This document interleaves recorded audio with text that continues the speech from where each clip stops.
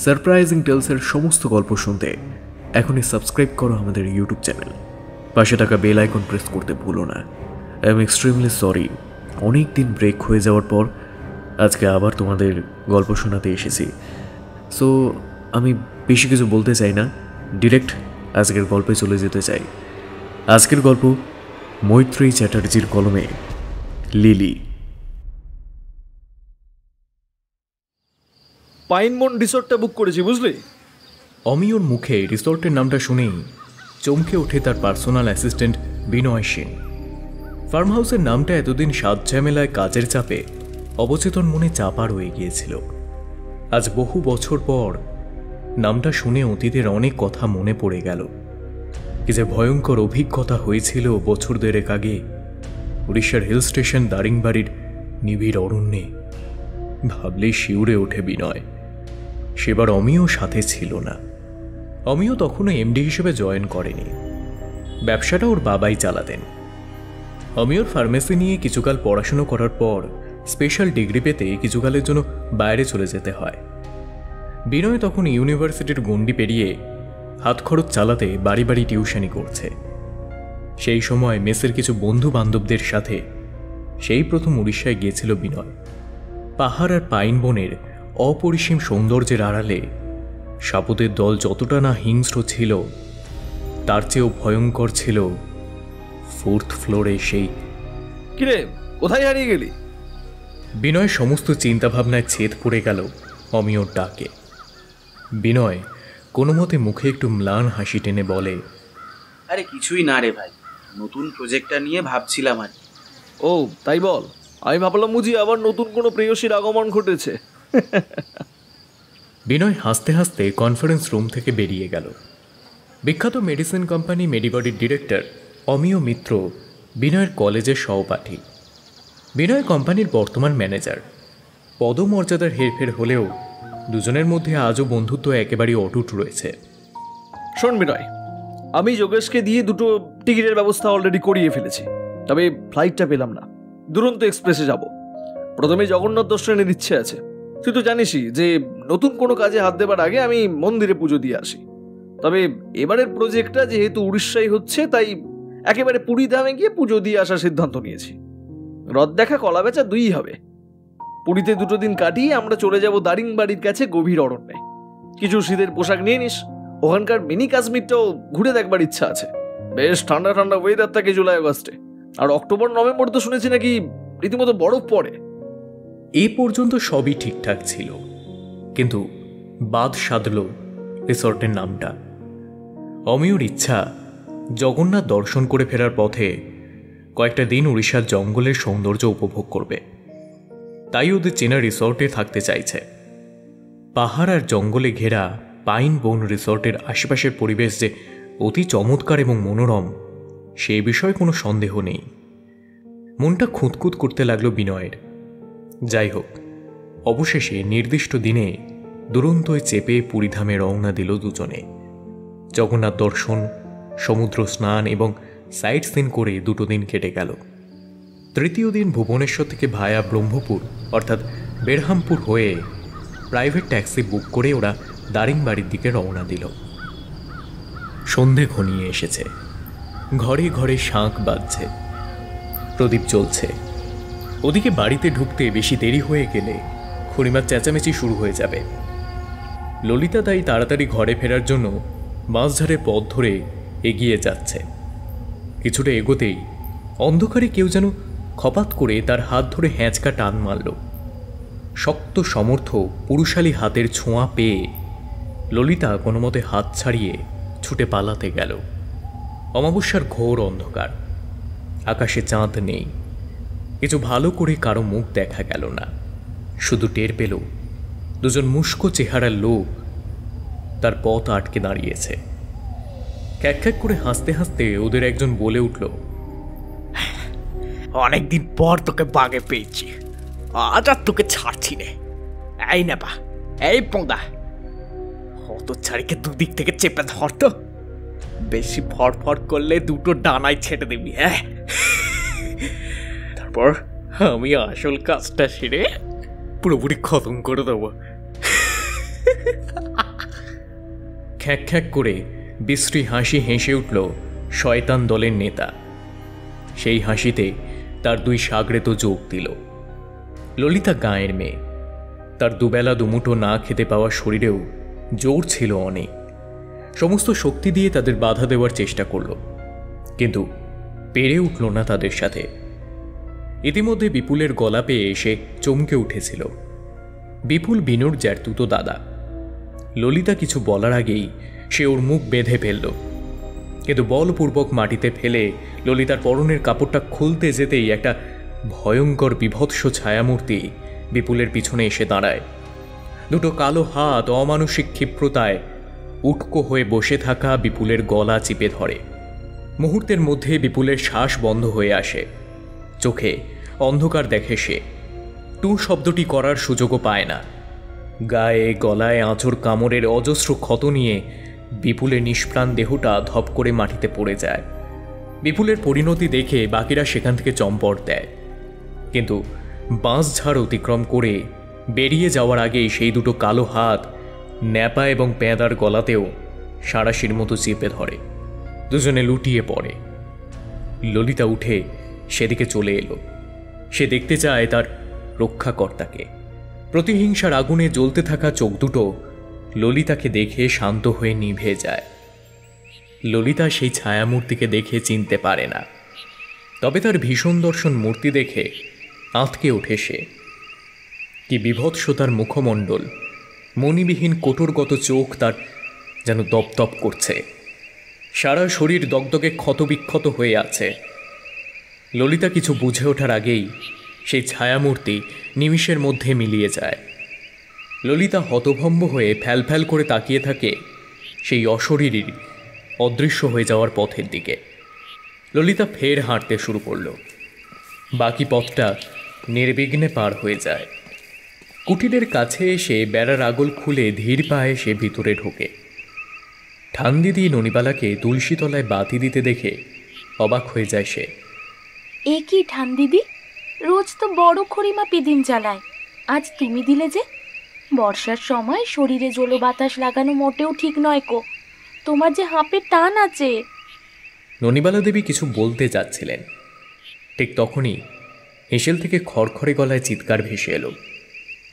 অবাগির বেটি, তুই গলায় দড়ি কলসি বাইটা জলে ডুব দিয়া মরতে পারিস না?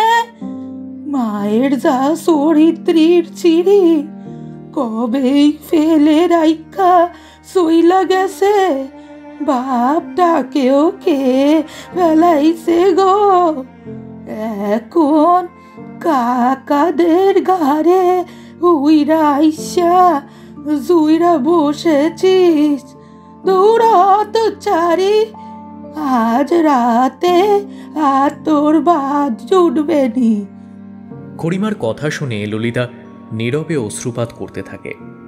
মনে মনে ভাবে, আমি তো সব কাজকর্ম সেরে তবেই গপ্প করতে গিয়েছিলাম রাধার সাথে। রাধার তো আজ বাদে কাল বিয়ে হয়ে যাবে, তারপর তো আর দেখা হবে না। ও তো স্বামীর ঘরে চলে যাবে অনেক দূরে, আবার কবে বাপের ঘরে আসবে তার ঠিক নেই। এমন সময় ছোট ভাইটা ঘুম ভেঙে কেঁদে ওঠে। ললিতা চোখের জল মুছে উঠে দাঁড়ায়। ঘরে গিয়ে দেখে ভাই কাঁথা কাপড় ভিজিয়ে ময়লা করে ফেলেছে। এই ছোট্ট শিশুটার মুখের দিকে তাকালে ললিতার সব দুঃখ কষ্ট ঘুচে যায়। ছোট খুড়ির ছেলে খোকা, জন্মের পর থেকে মা ছাড়াই থাকতে হচ্ছে 1 মাস বয়সের খোকাকে। ছোট খুড়ি সূতিকা রোগে আক্রান্ত, তার চিকিৎসা চলছে, তাই খোকার সব দায়িত্ব ললিতার। এ বাড়িতে ছোট খুড়ি রমলাই একমাত্র ললিতাকে ভালোবাসে। তবে বিন্দুবাসিনীর মা ননিবালা বছরে 2 বার বেশ কয়েকদিনের জন্য মেয়ের কাছে থাকতে আসেন। তখন মেয়ের চোখ এড়িয়ে ললিতাকে এটা সেটা দিতে থাকেন। রাতে সবার খাওয়া দাওয়া মিটে গেলে নিজের ভাগের অতিরিক্ত ভাত তরকারি তুলে রেখে ললিতাকে লুকিয়ে খেতে দেন। তাড়াতাড়ি খোকাকে পরিষ্কার করে কোলে নিয়ে কাঁথা কাপড় বদলাতে থাকে। তখনই উঠোন থেকে ফের তার বড় খুড়িমা বিন্দুবাসিনীর মুখ ঝামটা কানে আসে। ভাইয়ের ক্যাতা কাপড় পাল্টে আসছি খুড়িমা। বিন্দুবাসিনী আবার রাগে গজগজ করতে থাকে।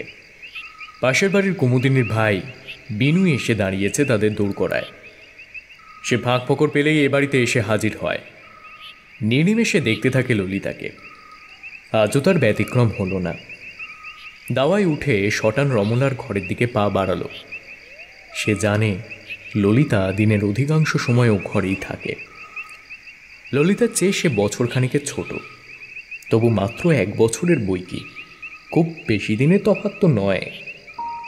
ললিতাকে লুকিয়ে চুরিয়ে দেখে বেশ ভালো লাগে বিনু।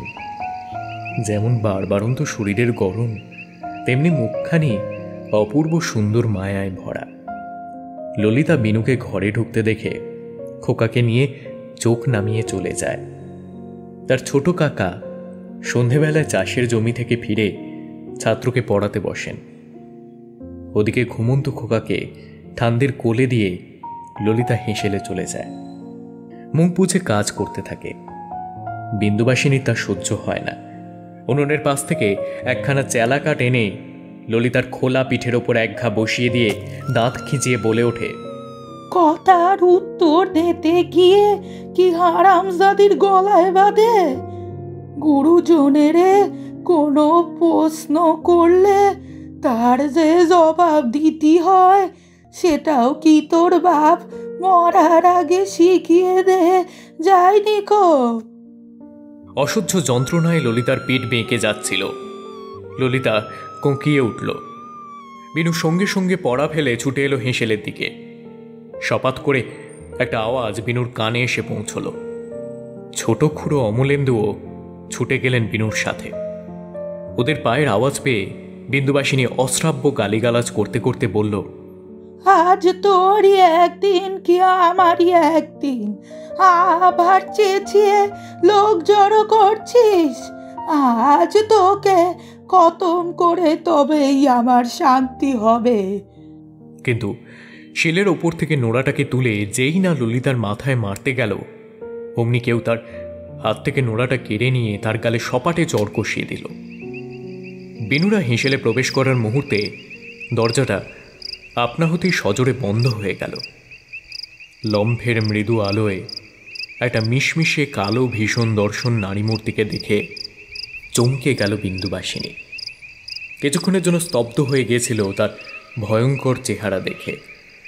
এবার সে তাকে চিনতে পেরে দ্বিগুণ আতঙ্কে হেঁসেলের পিছনে খিড়কি দরজা খুলে ছুটে পালাতে লাগলো। ছায়ামূর্তিটার সঙ্গে সঙ্গে বিন্দুবাসিনীর গলা ধরে হিড়হিড় করে টানতে টানতে নিয়ে গেল গভীর জঙ্গলের ভেতরে।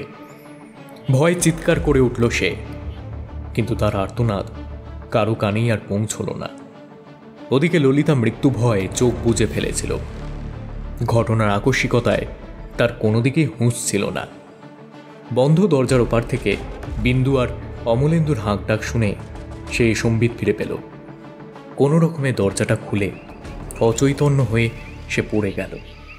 ননিবালা দেবী ঠাকুর ঘরে বসে নিবিষ্ট মনে জপ করছিলেন। তিনি কিছু টের পাননি তখনও। অমলেন্দু আর বিনু ধরাধরি করে ললিতাকে ঘরে নিয়ে গেল। তার পিঠে চেলা কাঠের দাগ দেখে শিউরে ওঠে অমলেন্দু। বিনু বলল, বড় খুড়িমা রোজ ললিতা দিকে এভাবেই মারে মাস্টার বাবু। আপনি যখন মাঠে থাকেন তখন কোনো না কোনো খুদ ধরে মারধর করে, খেতে দেয় না পর্যন্ত। অমলেন্দু তার বৌদির এই অন্যায় অত্যাচারের কথা জানতেন না। আসলে স্ত্রীর অমলা শয্যাশায়ী হওয়ার পর থেকে তিনি একটু বেশি মাত্রায় সংসার এবং সন্তানের প্রতি উদাসীন হয়ে পড়েছেন। কিন্তু বড়দা, তিনি নিশ্চয়ই সবই জানেন, তবু বৌদিকে আটকাতে পারেননি, নাকি তিনি নিজের স্ত্রীকে সমর্থন করছেন? কোনটা? অস্ফুটে কথাগুলো বলতে লাগলেন অমলেন্দু। তিনি ললিতার চোখে মুখে জলের ঝাপটা দিয়ে জ্ঞান ফিরিয়ে আনলেন। তারপর ললিতাকে ধরে ধরে রমলার পাশে শুইয়ে দিলেন। রমলা ললিতাকে আঁকড়ে ধরে অশ্রুসিক্ত কণ্ঠে বলে উঠলেন, আমি সুস্থ থাকলে ললিতার উপরে এমন অত্যাচার হতে দিতুম নে। হ্যাঁ, এত যদি দরদ তাহলে এতদিন আমাকে জানাওনি কেন? নাটক দেখছিলে? অমলেন্দু রাগে গর্জে উঠলেন, ছোট খুড়িকে আমি এসব কথা কইতে নিষেধ করেছিলাম ছোট খুড়ো। ললিতা যন্ত্রণা ক্লিষ্ট মুখে বলে উঠল, অমলেন্দু অবাক হয়ে গেলেন ভাইজির মুখে অমন কথা শুনে। এদিকে এই ডামাডোলে কারোর বিন্দুবাসিনীর কথা মনেই ছিল না। ললিতার মনে ভাবনাটা আসতেই সে অমলেন্দুকে পুরো ঘটনাটা জানিয়ে বলল, ছোট খুড়ো, আমার মনে হয় বড় খুড়িমা কোনো বেপদে পড়েছে, তোমরা একটিবার জঙ্গলের দিকে যাও। অমলেন্দু রাগের চোটে বললেন, ওই দজ্জাল মহিলা যা হয় হোক, আমি যাব না। ওই কাল নাগিনী যদি এই সংসারে থাকে তাহলে সংসার শ্মশান ভূমিতে পরিণত হবে, এই আমি বলে রাখলাম। ওর যা হয় হোক, আমি যাচ্ছি না। বিন্দুবাসিনীর খোঁজ নিতে এসে বাকি ছাত্রদের সাথে বিনু জঙ্গলের দিকে এগিয়ে গেল। কিছু দূর যাওয়ার পর একটা গুহানি শব্দ শুনে ছুটে গেল সেদিকে। পরক্ষণে একটা হাড় কাঁপানো দৃশ্য দেখে তারা বাকরুদ্ধ হয়ে গেল। সামনে একটা বট গাছের ঝুড়ি গলায় পেঁচিয়ে বিন্দুবাসিনীর অর্ধমৃত দেহটা ঝুলে আছে। বিনুরা সেই দৃশ্য দেখে কাঁপতে কাঁপতে ললিতাদের কুটিরে এসে হাজির হয়। ললিতা সব শুনে অমলেন্দুর হাতে পায়ে ধরে বিন্দুবাসিনীকে বাঁচাতে বলে। অমলেন্দু পাড়ার কয়েকজনকে নিয়ে জঙ্গলের দিকে চলে যান। বিন্দুবাসিনীকে গাছ থেকে নামিয়ে আনা হয়। টানা 2 দিন অচৈতন্য হয়ে পড়ে থাকার পর ললিতার সেবা এবং শুশ্রূষায় তার জ্ঞান ফিরে আসে। তবু কোনো অজানা ভয় সে চোখ মেলে তাকাতে পারে না। চোখের সামনে সেই ভয়ঙ্কর মুখটা বারবার ফিরে আসছে। চোখ খুললেও তাকে দেখছে, চোখ বন্ধ করলেও তার মুখ ভেসে উঠছে। ভীত সন্ত্রস্ত বিন্দুবাসিনী জড়ো সড়ো হয়ে নিজের ঘরের এক কোণে বসে থাকে।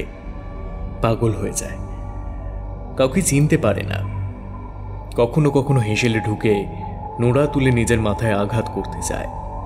সারাক্ষণ নিজের মনে মনে বিড়বিড় করতে থাকে, আর অদৃশ্য কাউকে দেখে ভয় চিৎকার করে ওঠে। তার মধ্যে হঠাৎ বিন্দুবাসিনীর স্বামী বিমলেন্দু হঠাৎ করেই কোথাও বেমালুম উদম হয়ে যায়। অনেক তল্লাশি চালিয়েও খুঁজে পাওয়া যায় না। এমন টালমাটাল পরিস্থিতিতে বিনু ললিতাকে বিয়ে করার জন্য উঠে পড়ে লাগে। বিনুর বাড়ির সকলে ওর সিদ্ধান্ত শুনে হায় হায় করতে থাকে, কিন্তু বিনুর জেদের কাছে হার মানতে বাধ্য হয়। বিনুর বাবা ললিতাকে পুত্রবধূ করার প্রস্তাব দিয়ে পাকা কথা বলতে আসেন অমলেন্দুর সাথে। ললিতার এই বিয়েতে মোটেও সায় ছিল না। সে অমলেন্দুকে বলেছিল, ছোট খুড়ো, তুমি জ্যাঠামশাইকে চলে যেতে বলো, আমি বিয়ে করতে পারবো না। বিনুকে আমি ছোট ভাইয়ের চোখে দেখি। অমলেন্দুর কথা শুনে বিনুর বাবা হতাশ হয়ে ফিরে যান। তবে মনে মনে এক প্রকার শান্তি অনুভব করেন। তবে বিনু কিন্তু ছাড়ার পাত্র নয়। ললিতাকে পথে ঘাটে অনুসরণ করে জোর জবরদস্তি বিয়েতে রাজি করানোর চেষ্টা করতে লাগল। ব্যর্থ হয়ে হাতের শিরা কেটে আত্মহত্যার চেষ্টাও করল। বিনুর অবস্থা দেখে ওর বাবা শেষ পর্যন্ত নিজেই ললিতাকে রাজি করাতে এলেন। বেগতিক দেখে ললিতা গ্রাম থেকে পালিয়ে গেল।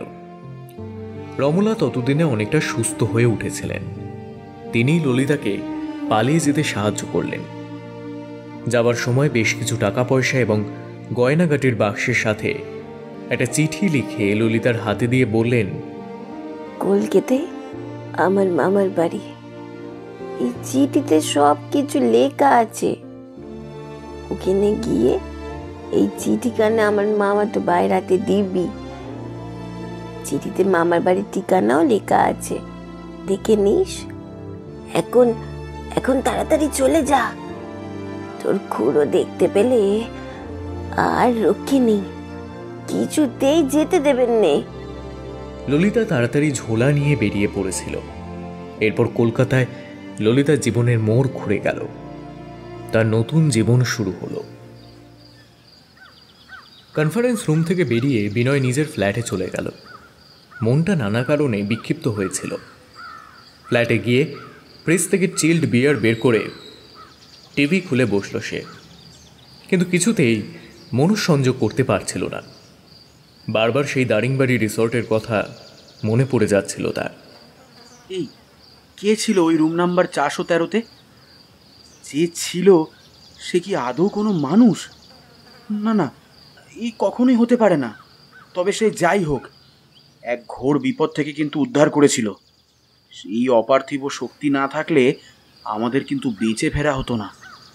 3 বন্ধু মিলে বেড়াতে গিয়ে যে এমন একটা বিপাকে পড়ে যাবে তারা কেউই কল্পনা করতে পারেনি। বিনয়, চন্দন এবং অপূর্ব 3 জনেই যথেষ্ট সাহসী এবং লড়াকু ছেলে। একই গাঁয়ের বাসিন্দা, শহরের মেসে থেকে পড়াশুনো করত।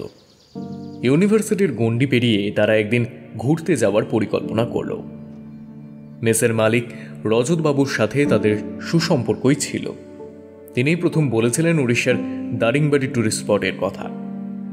সমস্ত খোঁজখবর নিয়ে একদিন এক চেনা ট্রাভেল এজেন্সির মাধ্যমে টিকিট কেটে ওরা বেরহামপুর রওনা দিল।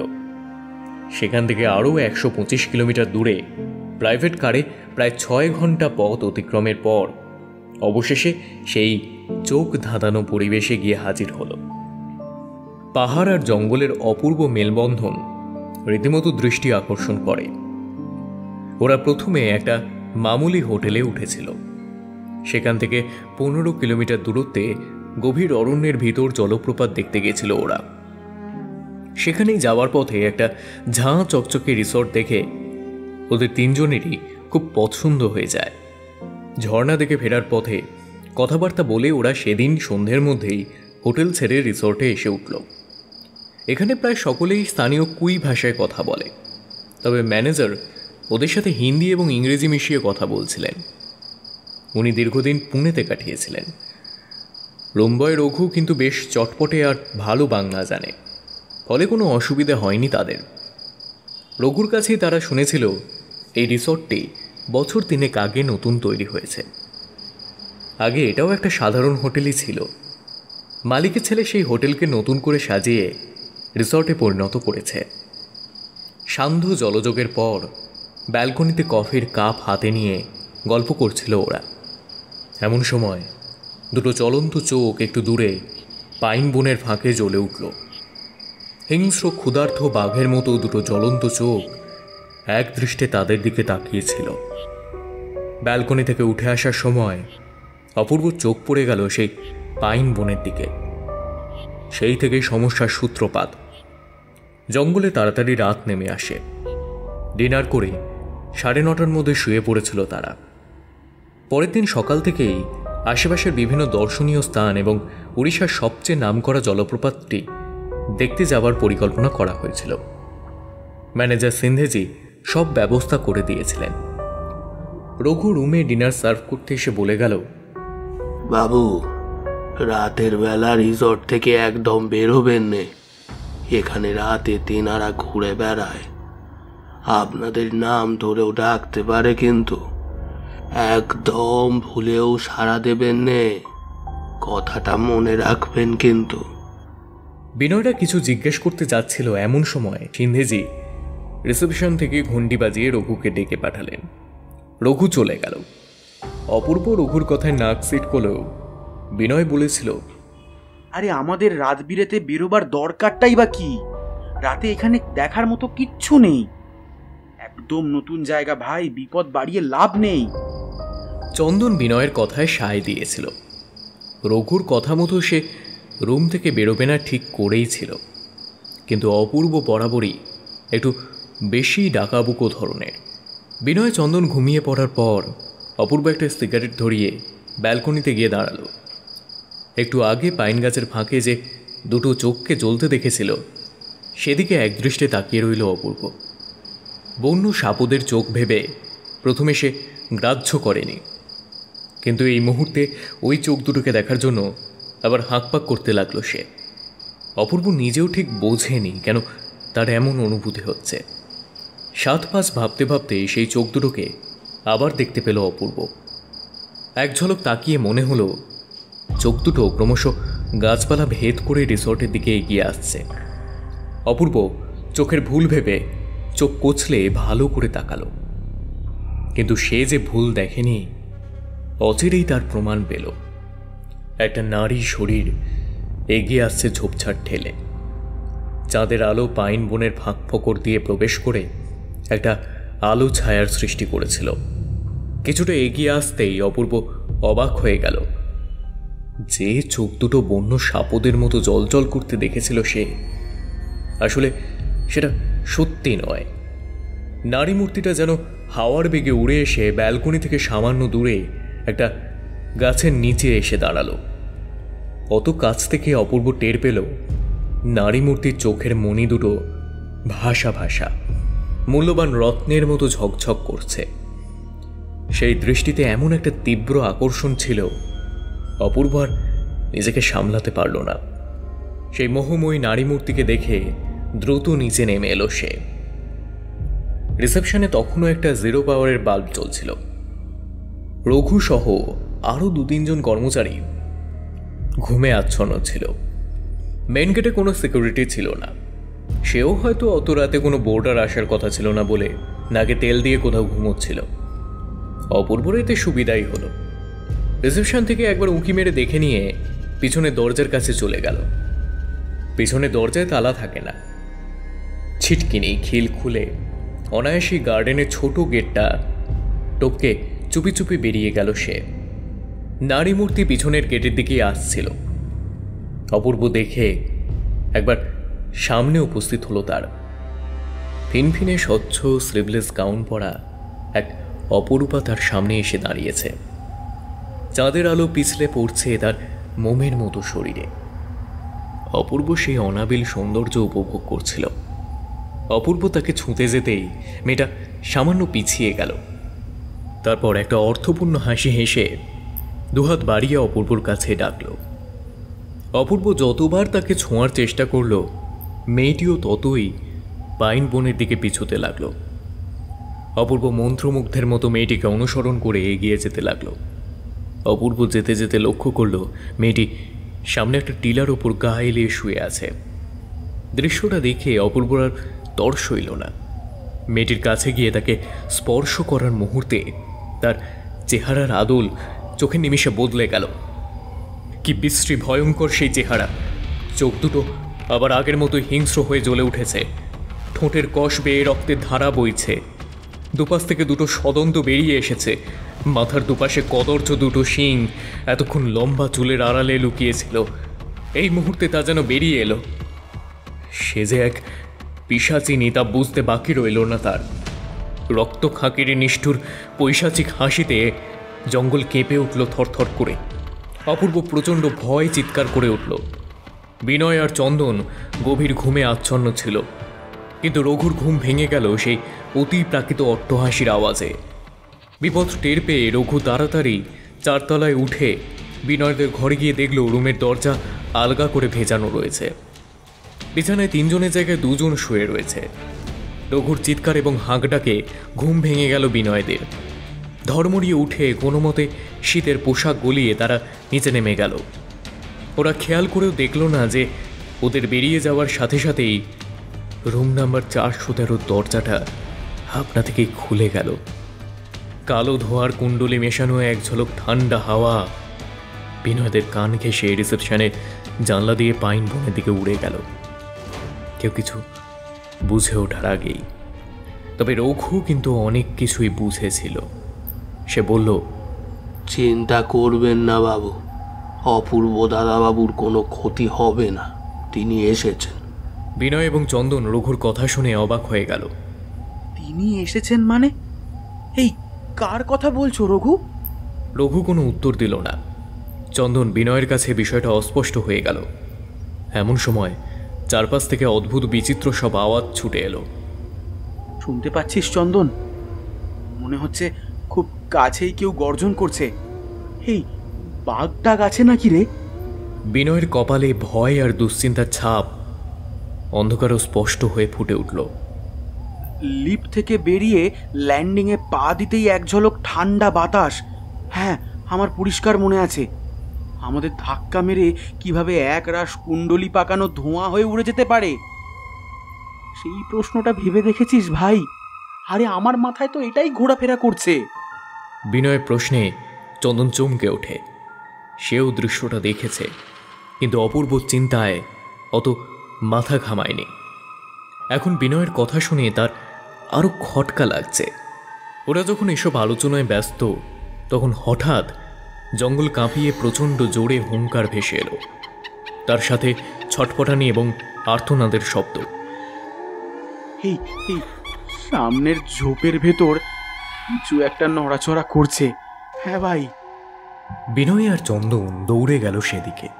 তারপর কাছে গিয়ে যে দৃশ্য দেখল তাতে তাদের হৃৎপিণ্ড এক লাফে গলার কাছে চলে আসার উপক্রম হল। তারা ভয়ার্ত চোখে দেখল এক স্বল্প বসনা নারী মূর্তি প্রবল হুঙ্কারে অপূর্বর ওপর ঝুঁকে পড়ে গলার কাছে মুখটা এগিয়ে নিয়ে আসছে, সদন্ত ফুটিয়ে দেবে এক্ষুনি। সে এক পিশাচিনী। অপূর্ব তাকে আঘাত করার চেষ্টা করে বারবার ব্যর্থ হচ্ছে, আতঙ্কে চিৎকার করে উঠছে। এরপর ঘটে গেল সেই অবিশ্বাস্য অকল্পনীয় ঘটনা। সেই ঠান্ডা হাওয়ার ঝাপটা পিছন থেকে এসে ঝাপটা মারল আবার। কান ঘেঁষে সামনে গিয়ে ধোঁয়ার মতো কুণ্ডলি পাকিয়ে উঠল। চোখের পলক পড়তে না পড়তেই সেই ধোঁয়ার কুণ্ডলি থেকে একটা মিশমিশে কালো ধোঁয়াটে অবয়ব বেরিয়ে এসে সেই পিশাচিনের ওপর ঝাঁপিয়ে পড়ল। রঘুকেও একবার দেখা গেল। সে পাইন গাছের ফাঁক থেকে বেরিয়ে এলো। সব কিছুই কেমন যেন অস্বাভাবিক লাগে বিনয় চন্দনদের কাছে। অপূর্ব ভয়ে অজ্ঞান হয়ে গিয়েছিল। রঘু জলের পুতুল থেকে জল ছিটিয়ে তার জ্ঞান ফেরালো। অপূর্ব চোখ খুলতে ভয় পাচ্ছিল। বিনয় বলল, অপু, অপু চোখ খোল, সব বিপদ কেটে গেছে ভাই। অপূর্ব ধরফর করে উঠে বসল। সেই ধোঁয়াটে অবয়বটা পিশাচিনীকে ঘায়েল করে হঠাৎ করে মিলিয়ে গেল। অপূর্ব হাঁপ ছেড়ে উঠে দাঁড়িয়ে দ্রুত পা চালিয়ে বিনয়, চন্দন এবং রঘুর সাথে রিসর্টের দিকে রওনা দিল। রিসর্টে ফিরে এসে তাদের আরেক বিভীষিকার সম্মুখীন হতে হলো। চন্দনের কৌতূহল বরাবরই বেশি। রুমে এসে অপূর্ব একটু ধাতস্থ হলে বিনয় ভ্রু কুঁচকে বলল, আরে কি সব আবোল তাবোল বলছিস? 413-তে কেউ থাকে না, গিয়ে দেখ, তালা দেওয়া আছে। তাছাড়া আমরা তো যাকে দেখলাম সে একটা ধোঁয়াটে অবয়ব, যার থেকে এক অশরীরী বেরিয়ে এসে অপূর্বকে বাঁচালো। আরে 413-তে সে থাকবে কি করে শুনি? চন্দন কোনো উত্তর না দিয়ে গটগট করে রুম থেকে বেরিয়ে গেল। অপূর্ব ঘুমিয়ে পড়েছে দেখে বিনয় চন্দনের পিছু নিল। করিডোরের একদম শেষ প্রান্তে ডান হাতে রুম নাম্বার 413। চন্দন বিনয় দুজনেই 413-র সামনে গিয়ে থমকে দাঁড়ালো। বিনয় বিস্মিত হয়ে দেখল দরজায় কোনো তালা নেই। টোকা মেরে দেখল ভিতর থেকে দরজা বন্ধ রয়েছে। বিনয় ভাষা হারিয়ে ফেলেছিল। কি বলবে সে? রঘুর সাথে বেরোনোর সময় এক ঝলক সেদিকে চোখ গেছিল তার, তখনও তালা ঝুলতেই দেখেছে। আর আজ এত রাতে কোনো বোর্ডারের কথা ছিল না। তাছাড়া অববিট এরিয়া বলে এদিকে রাতে কোনো টুরিস্ট পার্টি আসে না। তাহলে রঘু কার কথা বলছিল? ওরা তো সেই অতিপ্রাকৃত ধোঁয়াটে অবয়ব ছাড়া আর কাউকে দেখেনি। তাহলে কি ওই অপার্থিব ঠান্ডা হাওয়ার ঝাপটা যা তার কান ঘেঁষে ছুটে বেরিয়ে গেছিল রিসেপশনের জানলা দিয়ে, সেই অতি অলৌকিক শক্তিটি কি রুম নাম্বার 413-তে বোর্ডার সেজে রয়েছে? ভাবনাটা মনে আসতেই বুকটা ধরফর করে ওঠে, ভয় গা ছমছম করে ওঠে তার।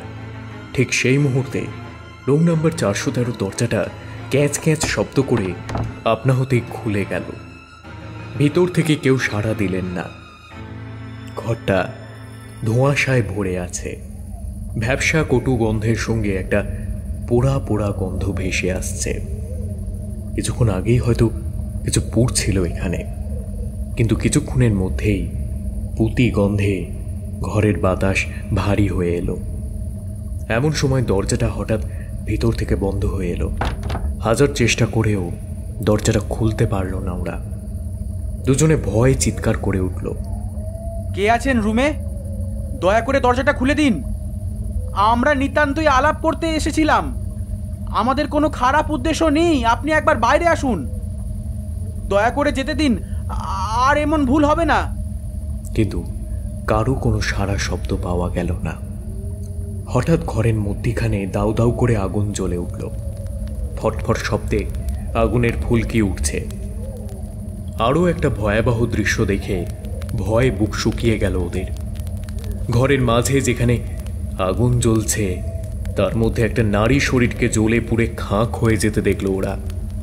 চন্দন, বিনয় দুজনেই ছুটে গেল সেই মহিলাকে বাঁচাতে, কিন্তু পারল না। মহিলার চোখ, মুখ এবং সর্বাঙ্গ বিভৎসভাবে পুড়ে গিয়েছে, চেনার উপায় পর্যন্ত নেই। অগ্নিদগ্ধা মহিলা শেষ মুহূর্ত পর্যন্ত সেই পোড়া চোখের নিষ্প্রাণ দৃষ্টি নিয়ে তাকিয়ে রইল বিনয়ের দিকে। কিছু কি বলতে চাইছে তাকে? ভাবতে ভাবতে বিনয় একটা ঘোরের ভিতর চলে গিয়েছিল। পারিপার্শ্বিক কোনো কিছুই তার নজরে আসেনি। হঠাৎ চন্দনের ডাকে তার সম্বিত ফিরে পেল। চন্দন থরথর করে কাঁপছিল। বিনয় জিজ্ঞাসু দৃষ্টিতে তাকাতেই চন্দন ভয়ার্ত চোখে সিলিংয়ের দিকে আঙুল তুলে দেখালো। একটা ভীষণ দর্শন নারী মূর্তি সিলিং থেকে ঝুলছে। বিনয় সেদিকে তাকাতেই মুহূর্তের মধ্যে তা উধাও হয়ে গেল। ঘরের মেঝেতে কিছুক্ষণ আগেই যে ভয়াবহ অগ্নিকাণ্ডটা ঘটেছিল তার চিহ্ন মাত্রও নেই। কারো জ্বলন্ত মৃতদেহ, অগ্নিকুণ্ড কোনো কিছুই নেই। যেন কিছুই ঘটেনি সেখানে, সবকিছুই আগের মতো স্বাভাবিক। এর মধ্যে দরজাটা আচমকা শব্দ করে খুলে গেল। দুজনে কোনো মতে ছুটে সেই ঘর থেকে বেরিয়ে এলো। বাকি রাতটা জেগেই কাটালো তারা।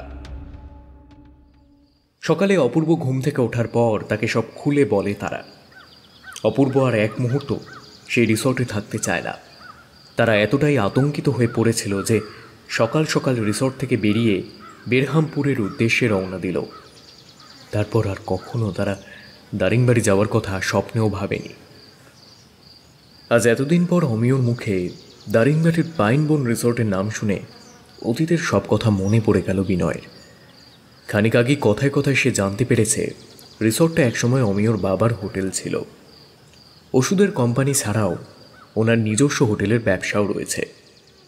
দারিংবাড়ির ওই হোটেলটাকেই পরে অমিয় রিসর্টে পরিণত করে। রঘু যে ওদের কথাই বলছিল সেটা এতদিনে টের পেল বিনয়। কিন্তু রঘু যে সময়ের কথা বলেছিল হিসেব মতো তখন তো অমিয়র দেশের বাড়ি থাকার কথা। তাহলে রিসর্ট তৈরি হলো কি করে? বিনয় যখন দারিংবাড়ি গিয়েছিল অমিয় তার বছর 3 আগে থেকেই বিদেশে ছিল।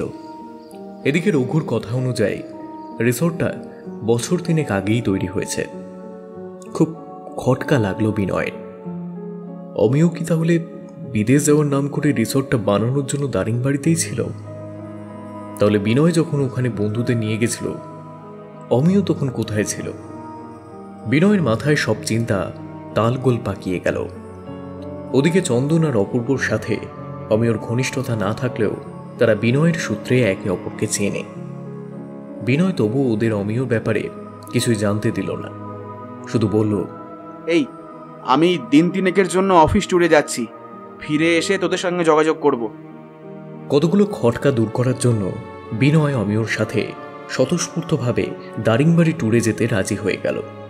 নির্দিষ্ট দিন রাতের ট্রেনে বিনয় অমিয়র সাথে রওনা দিল পুরীধামের উদ্দেশ্যে। ফেরার পথে ভায়া বেরহামপুর হয়ে দারিংবাড়িতে এসে হাজির হলো। অতীতের সেই অভিশপ্ত পাইনবন রিসর্টে পা রাখতেই বিনয়ের গায়ে কাঁটা দিয়ে উঠল। এখন অনেক কিছু বদলে গেছে। রুম বয় রঘু থাকলেও সিন্ধেজি নেই। উনি কোনো এক অজানা কারণে আবার পুনায় ফিরে গেছেন। কর্মচারীও নতুন। এতে অবশ্য বিনয়ের সুবিধাই হলো।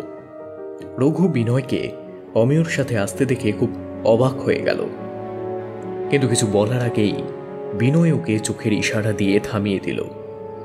রঘু বুঝল কিছু একটা গণ্ডগোল তো আছেই, তাই অযথা উচ্ছ্বাস কিংবা কৌতূহল প্রকাশ করা যাবে না। ঠিক করল পরে এই বিষয়ে কথা বলা যাবে। অমিয় বিনয়কে রিসর্টটা ঘুরিয়ে ঘুরিয়ে দেখালো। বিনয় এমন একটা ভাব করলো যেন ওই প্রথম দারিংবাড়িতে এসে পৌঁছেছে। এখন সিজন চলছে, পুরো রিসর্টটাই লোকজনের ভিড়। প্রতিটা ফ্লোর গম গম করছে। অমিয় 3rd ফ্লোরের একটা সুইটে বিনয়ের থাকার ব্যবস্থা করে দিল। লাঞ্চের পর রুমে থাকতে মন চাইল না বিনয়ের। সে বেরিয়ে পড়ল। আগেরবার সেই রাতে জঙ্গলের ভয়াবহ অভিজ্ঞতার কথা মনে পড়ে গেল তার। ঝোপঝাড় ঠেলে কিছুক্ষণ চলার পর বিনয়ের মনে হলো কেউ তাকে অনুসরণ করছে। জঙ্গল ক্রমশ গভীর হয়ে এসছে। পাইন গাছে ঠাসাঠাসি। বেশ শীত পড়েছে। গায়ের মোটা আলোয়ানটা আরও ভালো করে জড়িয়ে নিয়ে পিছন ফিরে তাকালো। বিনয়কে থমকে দাঁড়িয়ে পড়তে দেখে রঘু গাছের আড়াল থেকে বেরিয়ে এলো। বাবুজি, আগের বার কিছু না জানিয়ে চলে গেলেন কেন? আমি দোকানে গিয়েছিলাম, ফিরে এসে শুনি আপনারা চলে গেছেন। রঘু, 413 নম্বর রুমে কি হয়েছিল? বিনয়ের প্রশ্নে রঘু হকচকিয়ে ওঠে।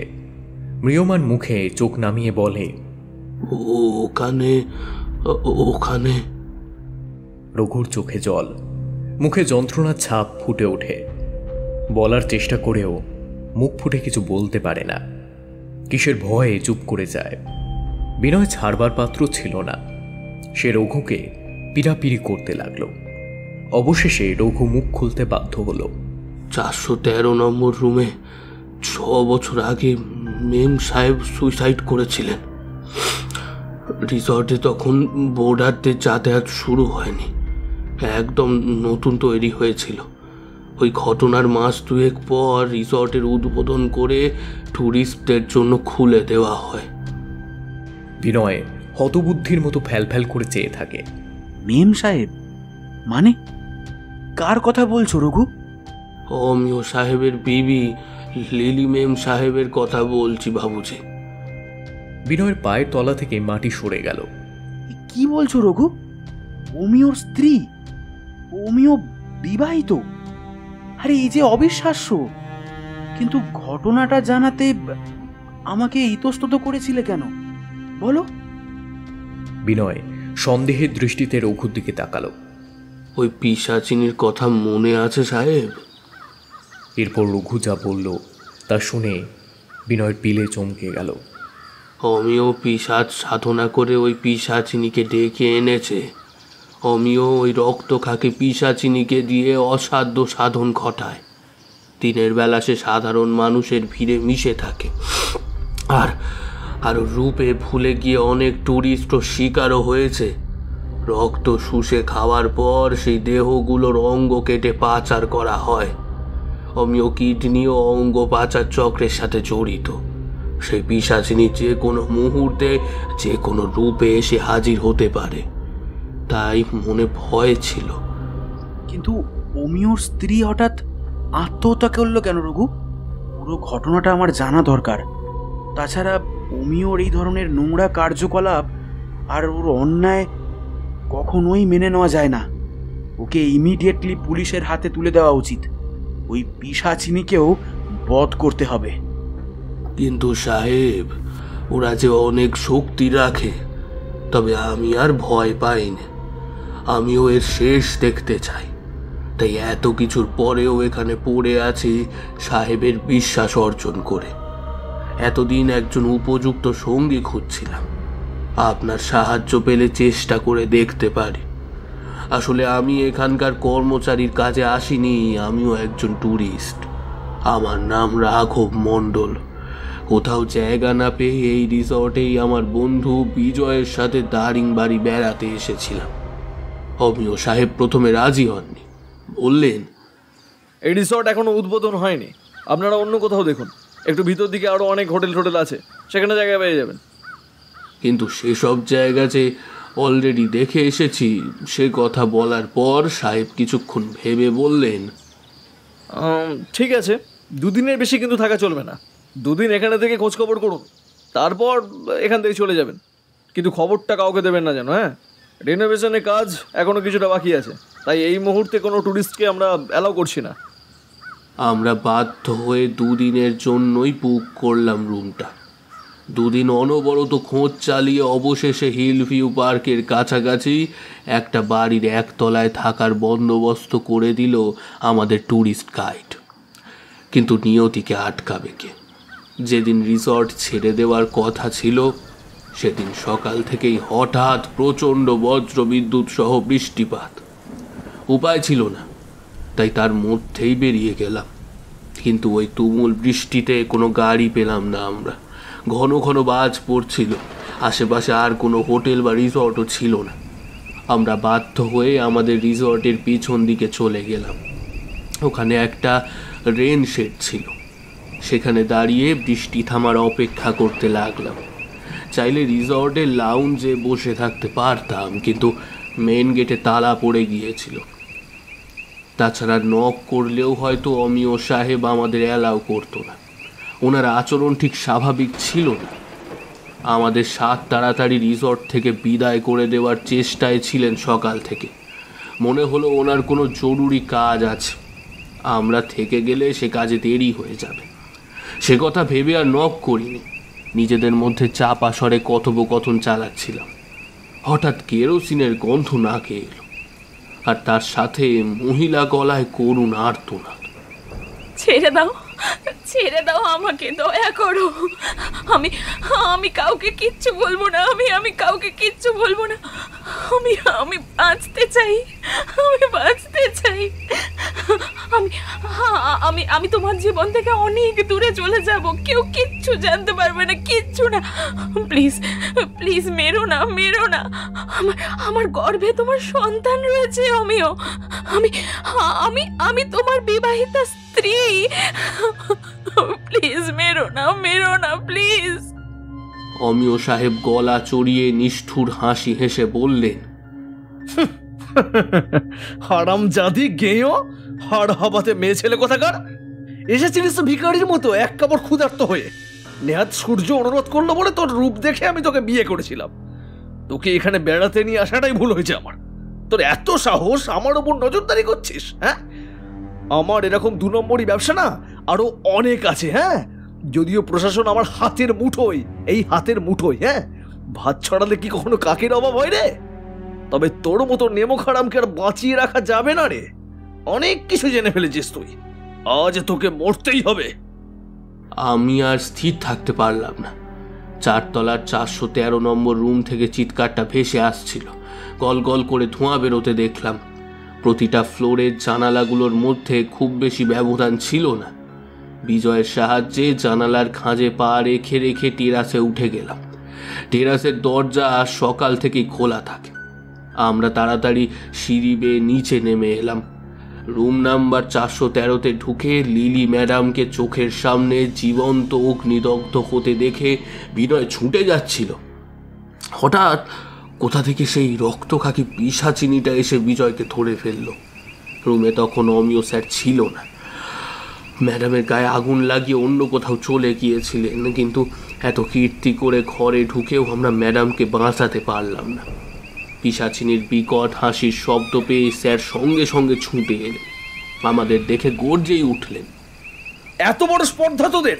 রিসর্ট ছেড়ে চলে যাবার নাম করে আমার পিছনে জাদুসি করছিস। তা লিলি ম্যাডামের জন্য অতই যখন দরদ, তাহলে চল ওর কাছেই তোকে পৌঁছে দিই। সুন্দরী পিশাচিনী তোর প্রাণের বন্ধুকে ছিঁড়ে ছিঁড়ে খাক।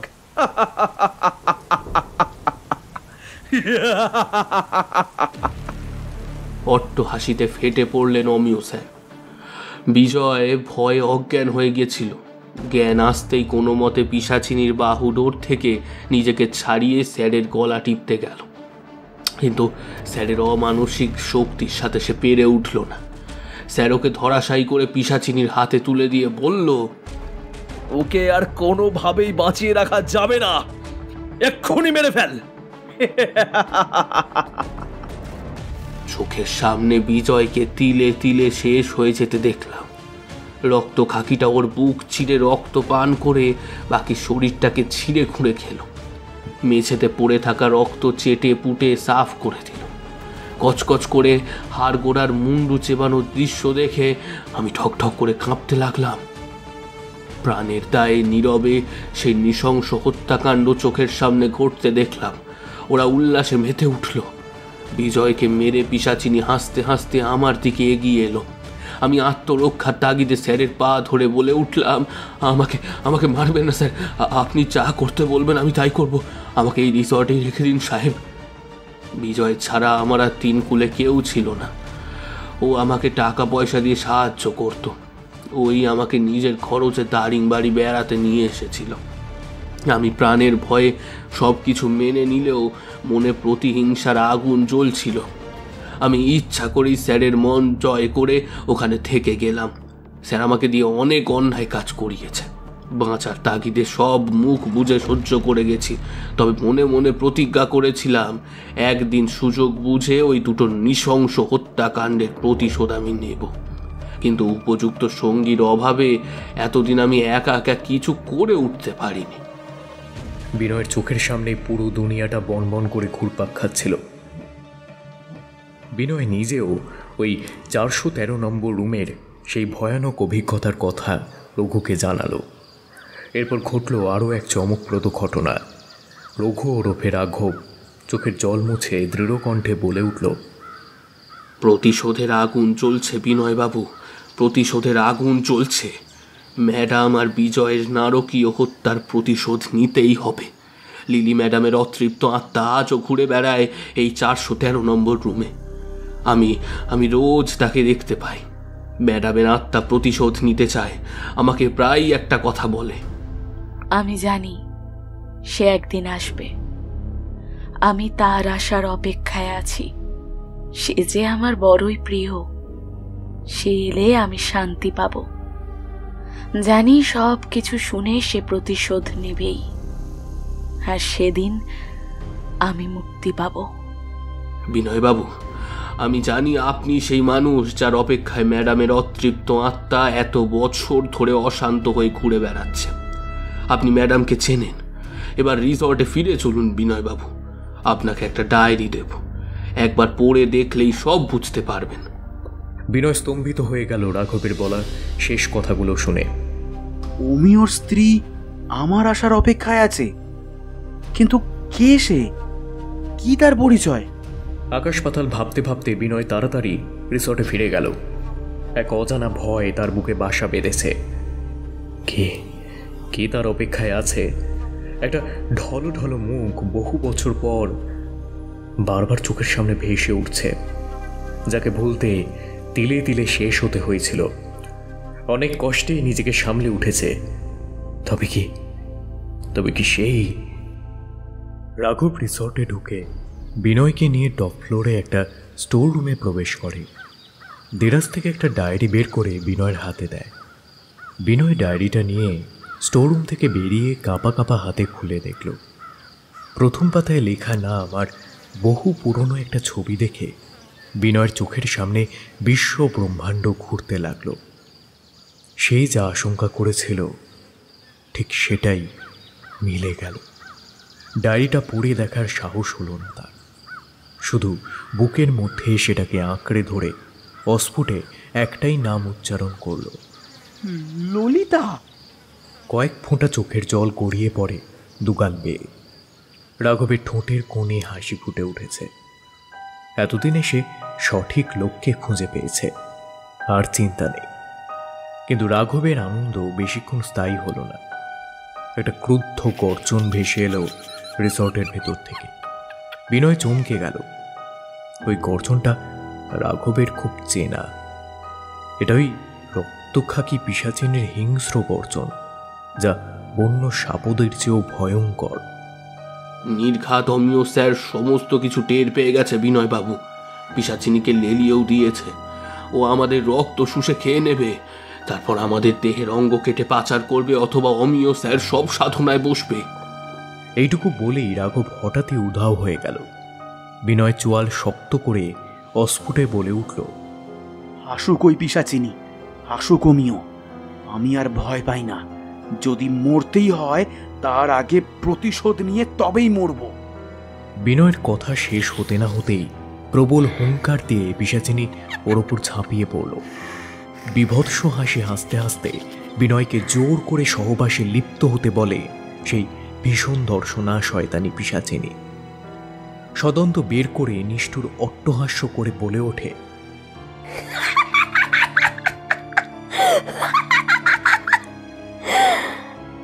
আমার শর্তে রাজি থাকলে তোকে বাঁচিয়ে রাখা হবে, নইলে তোর মৃত্যুকে কেউ ঠেকাতে পারবে না। বিনয় কিছুতেই আত্মসমর্পণ করতে রাজি হলো না। ফলে পিশাচিনী তাকে গ্রাস করতে উদ্যত হলো। ওদিকে রাঘব ততক্ষণে বেসমেন্টের চোরা কুঠুরিতে ঢুকে পড়েছিল। ওখানেই অন্ধকারে পিশাচিনীর গোপন আস্তানা। সেখানে রয়েছে অমিয়র গোপন তন্ত্র সাধনা ও কালো জাদুর উপকরণ সামগ্রী। অমিয় আজ শয়তানের কালো বস্ত্র পরিধান করে সব সাধনার ওপর উপাচার সাজাতে ব্যস্ত ছিল। কিছুক্ষণের মধ্যে ধ্যানে বসল। রাঘব সেই সুযোগে নিঃশব্দে কুঠুরিতে ঢুকে পিশাচিনী আহ্বান, বিতারণের তন্ত্রকৌশল, মন্ত্র লেখা পুঁথিসহ কালো জাদুর উপকরণ সমেত কাঠের বাক্সখানা নিয়ে চুপি চুপি বেরিয়ে এলো অনুরূপ আরেকখানি বাক্স যথাস্থানে রেখে। কিন্তু বেরোবার মুহূর্তে অমিয় টের পেয়ে গেল। সে হাওয়ার বেগে ছুটে এসে রাঘবকে ধরে ফেলল। ওদিকে পিশাচিনীর হাতে মৃত্যুর মুহূর্তে বিনয়ের শরীরে এক পৈশাচিক শক্তি ভর করল। পিশাচিনীকে অমানসিক ক্ষিপ্রতায় এক ধাক্কায় সরিয়ে দিয়ে অমিয়র দিকে ধেয়ে গেল চোখের নিমিষে। বিনয়কে ছুটে আসতে দেখে রাঘবকে এক ধাক্কায় মেঝেতে ফেলে কাঠের খরম পরা পা দুটো রাঘবের হাতের চেটোয় চেপে দাঁড়িয়ে অমিয় হাততালি দিয়ে বলে উঠল, তুই যে নিলি সেই পীড়িতের নাগর, সে কথা আগে জানলে কবেই তোকে ওর কাছে পাঠিয়ে দিতাম। নিজে এঁটো করে আমার ঘাড়ে চাপিয়ে দিয়েছিস। চিন্তা করিস না, আজ এই মুহূর্তেই তোকে তোর ললিতার কাছে পাঠিয়ে দেব। এদিকে রাঘব যন্ত্রণায় কোঁকিয়ে উঠল। অমিয় ডান হাতটা প্রায় পিষে ফেলেছিল। আচমকা রাঘবকে ছেড়ে দিয়ে এক কোণে রাখার টাঙ্গিটা তুলে কোপ বসাতে যেতেই বিনয়ের চেহারা দ্রুত বদলে গেল। টাঙ্গি হাতে অমিয় থমকে দাঁড়ালো। একটা বিভৎস অগ্নিদগ্ধ নারী মূর্তি তার দিকে ক্রুদ্ধ দৃষ্টিতে তাকিয়ে আছে। সর্বাঙ্গে দগদগে ফোসকা, ঘা থেকে রক্ত রস চুইয়ে পড়ছে। পুরে খাঁক হয়ে যাওয়া মুখমণ্ডলে চোখের মনির কোনো অস্তিত্ব নেই। চামড়া কুঁচকে মাথার পেছনে উড়ে আসা কয়েক গাছি পোড়া চুলের সঙ্গে লেপ্টে আছে কপালের ওপরে। মাথার সামনেটা পুরো ফাঁকা, ঠোঁট নাকের কোনো অস্তিত্ব নেই। তোবড়ানো গাল ভেদ করে চোয়াল ঝুলে ঝুলে পড়ছে। শুধু চোখের অন্ধকোটরে দুটো অগ্নিকুণ্ড প্রতিহিংসায় জীবন্ত হয়ে জ্বলছে। আমিও প্রথমে থমকে গেলেও হাল ছাড়ে না। পকেট থেকে লোডেড রিভলভারটা নিয়ে নারী মূর্তির দিকে তাক করে ট্রিগারটা চেপে দিতেই পিস্তল গর্জে উঠল গোটা রিসর্ট কাঁপিয়ে। পাইনবনের কাছাকাছি এমন একটা নির্জন জায়গায় রিসর্টটা তৈরি হয়েছে যেখানে আশেপাশে কয়েক কিলোমিটারের মধ্যে আর কোনো হোটেল বা রিসর্ট নেই। তাই গোলাগুলি চিৎকারের শব্দ শুনে কেউ ছুটে আসার নেই। ওই সুযোগটাকে কাজে লাগিয়ে অমিয় ললিতাকে নৃশংসভাবে পুড়িয়ে মেরেছিল। ওদিকে সেই ভীষণ দর্শনা নারী মূর্তিকে গুলিতে ঝাঁঝরা করে হাঁপ ছেড়ে বাঁচল অমিয়। নারী মূর্তিটা মাটিতে লুটিয়ে পড়ল রক্তাক্ত হয়ে। অমিয় হাসতে হাসতে বিনয়ের দিকে তাকিয়ে ফিরে বলল,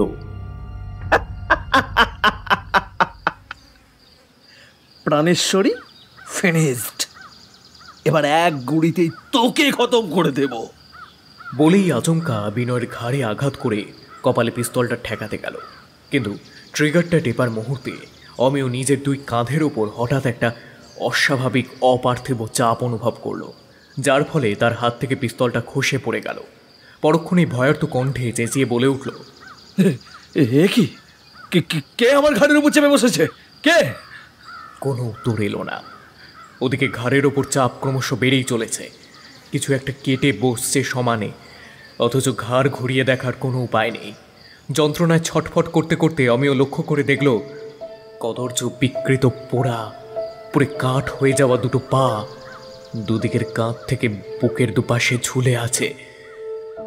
কঙ্কাল সার পোড়া হাতের তীক্ষ্ণ নখর কেটে কাঁধ থেকে খাবলা খাবলা মাংস তুলে নিচ্ছে।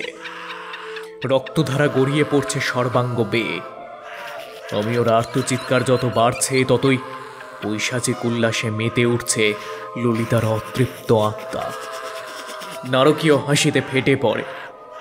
রাঘব কিছু তন্ত্রকৌশল আয়ত্ত করেছিল বিগত কয়েক বছর ধরে অমিয়র সাথে থেকে। রিসর্টে চারকোণ বন্ধন মন্ত্র পড়ে বেঁধে দেওয়া হলো। উপযুক্ত পরিবেশ প্রস্তুত ছিল চূড়া কুঠুরির অন্ধকারে। কুঠুরির মাঝখানে বিশাল অগ্নিকুণ্ডে যজ্ঞের আগুন জ্বলছিল। চারিদিক থেকে ধাপে ধাপে সিঁড়ি ওপরে উঠে গেছে। সেই ধাপ পেরিয়ে পিশাচ বিতারণ মন্ত্রোচ্চারণ করতে করতে কালো জাদুর উপকরণ সহ কাঠের বাক্সটাকে যজ্ঞের আগুনে নিক্ষেপ করে দিতেই মন্ত্র বলে সেই রক্তখাকি পিশাচিনীর ছটফটানি শুরু হয়ে যায়। যজ্ঞে আহুতি দেওয়া মাত্র পিশাচিনী একেবারে নিস্তেজ হয়ে পড়ে। ললিতার আত্মা অমিয়র সর্বাঙ্গ আঁচড়ে কামড়ে ক্ষত বিক্ষত করে দিয়েছে।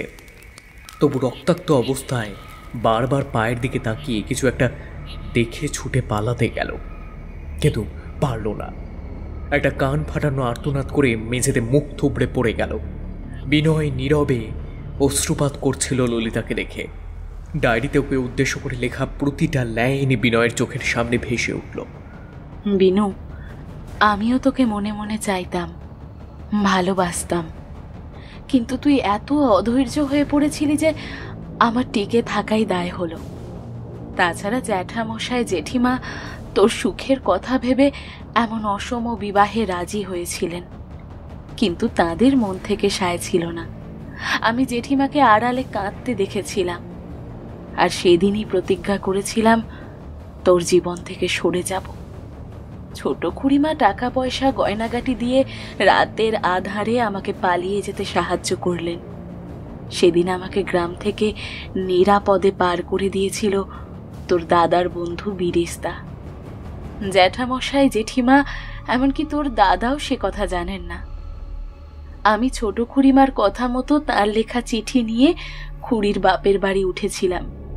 চিঠিতে খুড়িমা তার ছোট ভাইকে আমার সারা জীবনের দায়িত্ব নেওয়ার নির্দেশ দিয়েছিলেন, কিন্তু খুড়িমার ভাই সূর্য ততদিনে অন্য একটি মেয়েকে বিয়ের প্রতিশ্রুতি দিয়ে দেয়। তাই তিনি আমাকে বিয়ে করতে অপারগ ছিলেন। খুড়িমার বাবা অনেক বড় মনের মানুষ। তিনি আমাকে শহরের একটি স্কুলে দ্বাদশ শ্রেণীতে ভর্তির ব্যবস্থা করে দিলেন। আমি আবার নতুন করে পড়াশোনা শুরু করলাম। এভাবেই দিন কেটে গেল।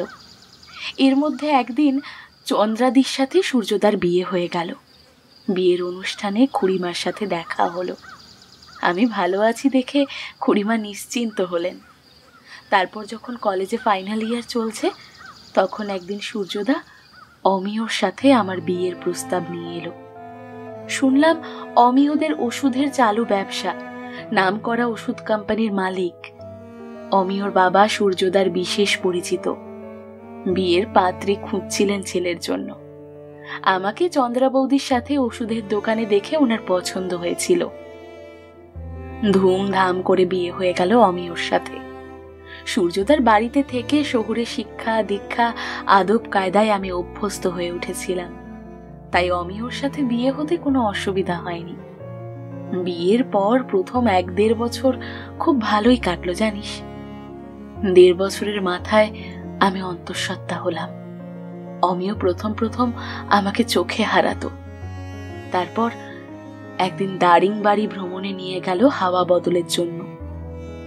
আসলে ও যে আমার সন্তানকে মেরে ফেলতে চায়, সেই কারণেই বেড়াতে নিয়ে এসেছে, এ কথা আমি রিসর্টে এসে টের পাই। অমিয় নিকৃষ্ট সাধনা গোপন তন্ত্রমন্ত্র করত। পিশাচ সাধক ছিল অমিয়। পিশাচিনীকে আহ্বান করে তাকে দিয়ে অসাধ্য সাধন করাতো। অমিয় যে একজন বিকৃত মানসিকতার পুরুষ, এক রাতে সেই রক্ত পিপাসী পিশাচিনীর সাথে সহবাস করতে দেখে ভালোভাবেই টের পেলাম। আমার জীবন ওলটপালট হয়ে গেল। তাছাড়া অমিয় অনেক রকম চোরা কারবার এবং বিভিন্ন ধরনের পাচার চক্রের সাথে জড়িত ছিল, যার সন্ধান আমি পেলাম এক এক করে। আমি যে সব জেনে গেছি সে কথা ওকে বুঝতে না দিলেও ও আমার পরিকল্পনা টের পেয়েছিল। আমি যে ওকে ধরিয়ে দেওয়ার প্ল্যান করছি, ওর সমস্ত কুকীর্তি পুলিশকে জানাবো বলে ঠিক করেছি, কি করে যেন সব ধরে ফেলেছিল। পরে বুঝলাম ওই পিশাচিনী আমার উপর নজরদারি করত। তারপর একদিন আমার সহ্যের সীমা ছাড়িয়ে গেল। আমি সূর্যদাকে সবকিছু জানাবো বলে ফোন করতে গেলাম, তখন ওই পিশাচিনী এসে আমাকে ধরে নিয়ে গেল অমিয়র কাছে। পিশাচিনী তার অতিলৌকিক ক্ষমতার দ্বারা আমার মনোভাব টের পেয়েছিল। দুর্ভাগ্যবশত যেদিন তোরা প্রথম এই রিসর্টে এলি, ততদিনে আমি অতৃপ্ত আত্মায় পরিণত হয়ে গেছি। আমি তোকে ওই ঘটনার ইঙ্গিত দিতে চেয়েছিলাম, তোরা নানাভাবে ভয় পেয়ে চলে গেলি। তুই চিনতে পারিসনি আমাকে, তবে জানতাম তুই আবার আসবি, তাই অপেক্ষায় ছিলাম। আমার মা আমাকে ফেলে চলে যাননি। বড় খুড়িমাই হিংসে করে লোক লাগিয়ে আমার মাকে হত্যা করে মায়ের নামে মিথ্যে কলঙ্ক রটিয়েছিল। গ্রামে থাকাকালীন আমার উপর যখন বড় খুড়িমা কিংবা অন্য কেউ অত্যাচার করত বা বিরক্ত করত, তাদের হাত থেকে আমার মায়ের আত্মা সব সময় আমাকে কোনো না কোনোভাবে রক্ষা করেছে। কিন্তু অমিয়র হাত থেকে রক্ষা করা সম্ভব হয়নি। মায়ের উপস্থিতি টের পেয়ে অমিয় মায়ের আত্মাকে ডিউক বক্সে বন্দি করে রেখেছিল। আজ রাঘব যজ্ঞের আগুনে সব কিছু নিক্ষেপ করে মায়ের আত্মাকে মুক্তি দিয়েছে। এতক্ষণ অতীতের চিন্তায় মুশকুল হয়ে পড়েছিল বিনয়। হঠাৎ অমিয়র প্রবল আর্তনাদ শুনে সম্বিত ফিরে পেল। সঙ্গে সঙ্গে আরও একটি অতি ভয়ানক অবিশ্বাস্য দৃশ্য দেখে বাকরুদ্ধ হয়ে গেল সে। বিনয় দেখল অমিয়র পা বেয়ে একটা দগ্ধ দলা পাকানো মাংসপিণ্ড গুটি গুটি ক্রমশ ওর শরীরের ওপরের দিকে উঠে আসছে। ছোট্ট ছোট্ট অপরিণত হাতগুলো সঙ্গে পরিণত হয়ে সাপের ফনার মতো কিলবিল করতে করতে অমিয়র গলাটাকে পেঁচিয়ে ধরে। শিশু কণ্ঠে খিলখিল করে ওঠে। অমিয় ভয়ে আতঙ্কে ভাষা হারিয়ে ফেলেছিল। ললিতার অভিশাপ যে এমনভাবে মিলে যাবে তা কখনো ভাবতে পারেনি সে। চোখ দুটো বিস্ফারিত হয়ে ঠেলে বেরিয়ে আসতে চাইল। দৃশ্যটা দেখে বিনয়ের মনে পড়ে গেল সেই ডায়েরিতে ললিতার লেখা শেষ কথাগুলো। আমার গর্ভে অমিয়র সন্তান। আমি জানি অমিয় সেই সন্তান সহ আমাকে যে কোনো দিন হত্যা করবে। হাওয়া বদলের নাম করে নিয়ে এসেছিল দারিংবাড়িতে। তারপর ধীরে ধীরে আমাকে এই রিসর্টে বন্দি করে ফেলে। এখান থেকে পালাবার কোনো উপায় নেই আমার। ওই ভয়ঙ্কর পিশাচিনী আমাকে সব সময় নজরবন্দি করে রেখেছে। আমি এখন 7 মাসের অন্তঃসত্ত্বা। তাই আমিও প্রতিজ্ঞা করছি, যদি আমি মরতে বাধ্য হই তাহলে আমার এই অজাত অপরিণত সন্তানের আত্মা শয়তানটাকে কখনো ছেড়ে দেবে না, প্রতিশোধ নেবেই। বিনয়ের ঠোঁটের কোণে ক্রূর হাসির রেখা ফুটে উঠল। রাঘবের সাহায্যে টানতে টানতে যজ্ঞকুণ্ডের ধাপ পেয়ে ওপরে উঠে শয়তান অমিয়কে কুণ্ডের সামনে নিয়ে গেল। একটা নতুন কাঠে অগ্নিসংযোগ করে অমিয়র সর্বাঙ্গে ছ্যাঁকা দিতে থাকে বিনয়। সারা গায়ে দগদগে ফোসকা পড়ে যায়। টু শব্দটিও করতে পারে না গলায় সেই অতি প্রাকৃত ভ্রূণের চাপে। এর মধ্যে অমিয়র কোমর থেকে পা পর্যন্ত শরীরের অর্ধেক অংশ ঝুলে গেছে অগ্নিকুণ্ডের ভিতরের দেওয়ালে। লেলিহান শিখার আঁচে তার দেহের নিম্নভাগ পুড়তে শুরু করেছে। তিলে তিলে শেষ হতে থাকে। ললিতার অতৃপ্ত আত্মা সেই নারকীয় দৃশ্য দেখে আবার উল্লাসে ফেটে পড়ে। সেই অতি প্রাকৃত অজ্ঞাত শিশুটিও অপার্থিব হাসি হেসে ওঠে। আগুনের আঁচ ক্রমাগত নিম্নভাগ পুড়িয়ে শরীরের ওপরের দিকে উঠে আসতে থাকে। মৃত্যু যন্ত্রণায় ছটফট করতে থাকা অমিয় কোনো মতে হাত জোর করে ক্ষমা চাইল, কিন্তু তাতেও কোনো লাভ হলো না। শেষ মুহূর্তে হঠাৎ মাথাটা ঘাড় সমেত বনবন করে দম দেওয়া পুতুলের মতো ঘুরতে লাগলো। কুণ্ডের কিনারে ধাক্কা লেগে মাথা ফেটে চৌচির হয়ে গেল। আচমকা একটা খচাত করে শব্দ হয়ে মুন্ডুটা ধর থেকে খুলে পড়ে গেল যজ্ঞের আগুনে। ধরের যেটুকু অংশ অবশিষ্ট ছিল পাঁঠা কাটার মতো ছটফট করতে করতে কয়েক সেকেন্ডের মধ্যেই সেটা চিরতরে থেমে গেল। পিশাচিনীর সব ক্ষমতা আগেই লোপ পেয়েছিল। এবার তাকেও অগ্নিকুণ্ডে নিক্ষেপ করে দেওয়া হলো। সব শেষ। এবার অতি প্রাকৃত শক্তিদের বিদায় নেবার পালা। চোখে জল এসে গেল বিনয়। ললিতার গ্রাম ছেড়ে চলে যাওয়ার পর সে একেবারে ভেঙে পড়েছিল। তবে অতি কষ্টে সময়ের নিয়মে একদিন ললিতাকে ভুলে গেল সে। তাকে শহরে পাঠিয়ে দেওয়া হলো উচ্চশিক্ষার জন্য। অথচ ওই একই শহরে যে ললিতা আছে এতদিন তার হদিশই পায়নি সে, কিছু জানতেই পারেনি। নিজের প্রিয় বন্ধু অমিয়র সাথে যে তার বিয়ে হয়েছে সে খবরও সে কোনোদিন পায়নি। অমিয় বিদেশ পড়তে যাওয়ার নাম করে এত কাণ্ড ঘটিয়েছে, বিয়ে করেছে, হত্যা করেছে, অথচ এসব ঘুণাক করেও টের পায়নি সে। যখন দেখা হলো তখন সব শেষ হয়ে গেছে। তবে অমিয়কে মেরে প্রতিশোধ নিয়ে ললিতার আত্মা শান্তি পেয়েছে, এতেই বিনয় খুশি। চোখের জলে বিদায় দিল নিজের অতি প্রিয়জনকে। সন্ধে হয়ে গিয়েছিল। ললিতা তার সন্তানের ভ্রণকে বুকে আঁকড়ে ধরে ধীরে ধীরে মিলিয়ে গেল অন্ধকারের গভীরে। কেমন লাগলো আজকের গল্প জানাতে ভুলো না কমেন্ট বক্সে। আর ভালো লাগলে অবশ্যই লাইক এবং শেয়ার করে দিতে একদম ভুলো না কিন্তু। চ্যানেলটাকে এখনো সাবস্ক্রাইব করোনি, করছো কি? জলদি সাবস্ক্রাইব করো আর বিভিন্ন সাথের গল্প শুনতে থাকো। তাহলে আজকের মতো আসি, দেখা হবে নতুন কোনো গল্পে। Good bye.